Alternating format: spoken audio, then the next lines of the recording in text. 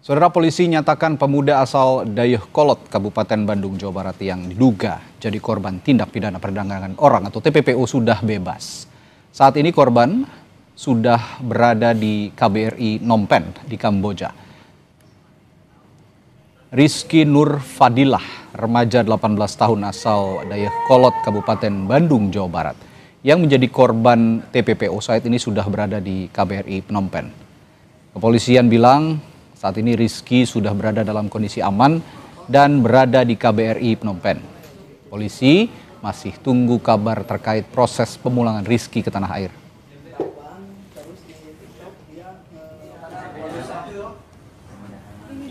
Dari KBRI Kamboja yang ada di Phnom Penh bahwa korban saudara Rizky saat ini sudah berada di KBRI Phnom Penh yang mana masih dilakukan pemeriksaan. Sebelumnya Rizky Nur Fadilah diduga menjadi korban tindak pidana perdagangan orang di Kamboja. Orang tua Rizky menyebut Rizky mendapat kontrak untuk bermain sepak bola di Medan, Sumatera Utara, namun ternyata Rizky dibawa hingga ke Kamboja dan langsung diminta bekerja. Rizky kemudian membuat video klarifikasi bahwa dirinya ke Kamboja tanpa paksaan karena merasa tidak betah dan ingin dipulangkan. Ia kemudian membuat cerita soal kekerasan yang dialaminya. Nama saya Rizky Nur Fadilah, saya dari Bandung. Berangkat ke sini tidak ada pemaksaan apalagi kekerasan. Intinya saya ingin pulang ke sana karena saya tidak betah di sini. Gubernur Jawa Barat Deddy Mulyadi memastikan tetap akan berkoordinasi dengan Polda Jawa Barat untuk penanganan kasus dugaan TPPO yang dialami Rizky Nur Fadilah di Kamboja. Pemprov Jawa Barat juga memastikan akan menyiapkan biaya untuk pemulangan Rizky. Deddy juga mengimbau siapapun untuk tetap waspada jika mendapat iming-iming bekerja di luar negeri. Pemerintah Provinsi Jawa Barat tetap mengambil keputusan untuk berkoordinasi dengan Polda Jabar dan KBRI. Apabila memang ingin kembali, kami akan mengembalikannya dan kami menyiapkan biaya untuk pemulangannya. Untuk itu, pada siapapun untuk berhati-hati ketika akan bekerja di luar negeri yang dijanjikan atau diiming-imingi sesuatu yang pada akhirnya menjadi derita dan menjadi kesulitan bagi banyak orang. Untuk itu, kami akan segera bergerak.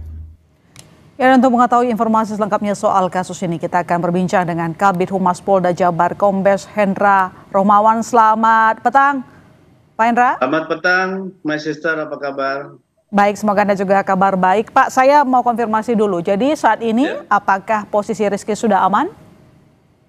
Baik, My Sister, jadi kami sampaikan ya, tadi teman-teman media, Mas Bayu juga Kompas sudah saya kirim. Itu ada foto Rizky sedang ada di KBRI dan dalam keadaan sehat, My Sister. Ya. Dalam keadaan sehat. Ya, sehat, baik, dan wajahnya juga cerah. Dan kami selalu berkoordinasi dengan KBRI di sana untuk memastikan, dan berapa kali kami koordinasi dengan Bapak Yosi Afrizal, staf KBRI yang di Kamboja sana. Dan saat tadi pagi kami sudah melakukan koordinasi untuk asesmen, dan hasil dari asesmen dari KBRI juga sudah kita dapatkan dan nanti bisa kami sampaikan kepada pemirsa di Kompas ini. Lebih tepatnya di mana lokasi Rizky, Pak Hendra? Jadi saat ini posisinya ada di KBRI Kamboja ya, yang bersangkutan. Dan saat ini Rizky tadi sudah selesai dilakukan asesmen terkait dengan apa sih kronologis kejadian yang bersangkutan ini. Tapi disampaikan oleh Kompas tadi benar bahwa Rizky ini memang kesimpulan dari KBRI ini bukan korban TPPO ya. Memang Rizky tadi sudah mengakui bersangkutan ini berbohong kepada orang tuanya, meminta izin untuk berangkat ke sepak bola di sana ya, di Medan. Tetapi sebelumnya Rizky ini mendaftarkan ke perusahaan PT yang ada di Kamboja ini secara pribadi sebagai scammer gitu ya, sebagai scammer.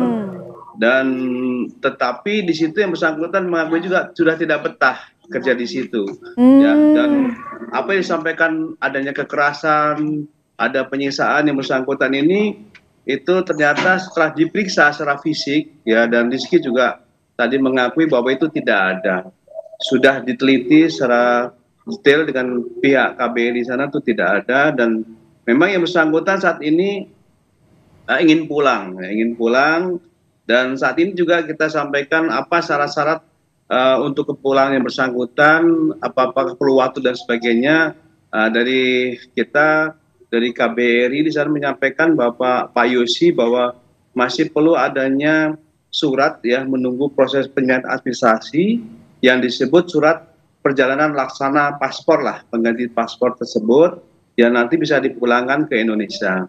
Dan kami pihak Direskrimsus Kriminal Umum ini tetap koordinasi terus. Nah, kita coba untuk prosesnya ini seperti yang pernah kita lakukan kepada saudari Reni yang dari Sukabumi itu.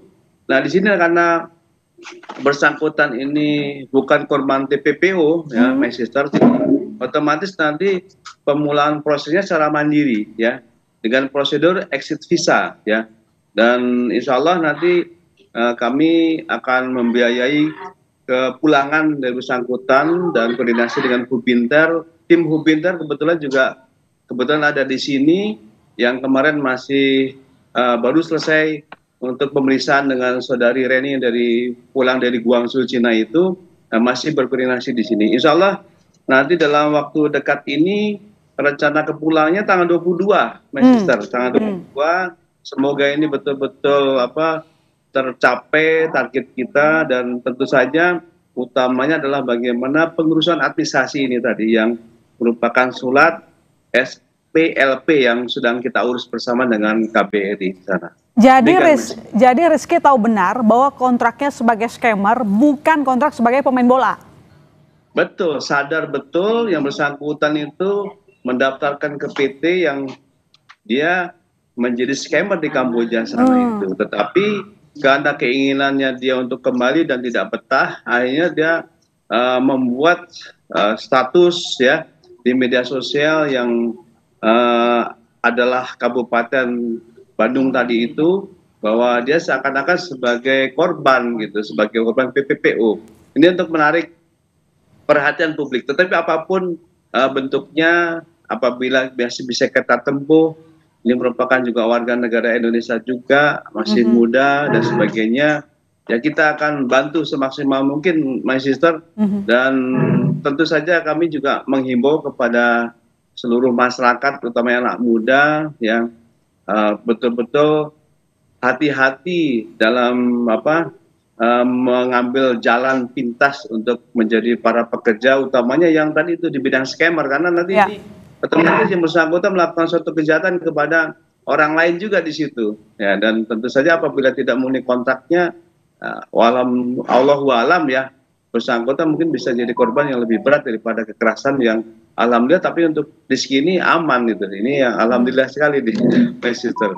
Dan alhamdulillah ada perhatian pimpinan kita untuk bisa kita pulangkan. Ya, Pak Hendra, ini Rizky sampai ke Kamboja melamar ke PT, itu dia dapat informasi dari teman atau ada yang menawarkan, atau dia sendiri yang melamar ke PT tersebut?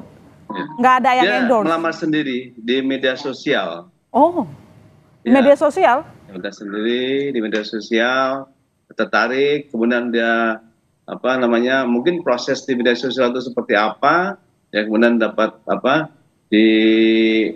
dikoordinasikan lagi lebih detail dengan yang bersangkutan, ya DM lah gitu seperti biasa, mereka ada komunikasi dan akhirnya dia menyepakati kontak tersebut ya, dan akhirnya berangkat. Jadi memang itu kesadaran sendiri ya, keinginan sendiri, tetapi yang bersangkutan itu melakukan pembohongan kepada orang tuanya, alasannya adalah untuk menjadi pemain sepak bola di Medan sana. Tapi yang bersangkutan itu berangkat ke Kamboja tuh sadar bahwa dia akan kerja di sana. Dan sebagai scammer tuh sudah ada dalam perjalanan kontrak itu. Informasi awal dari kami seperti itu.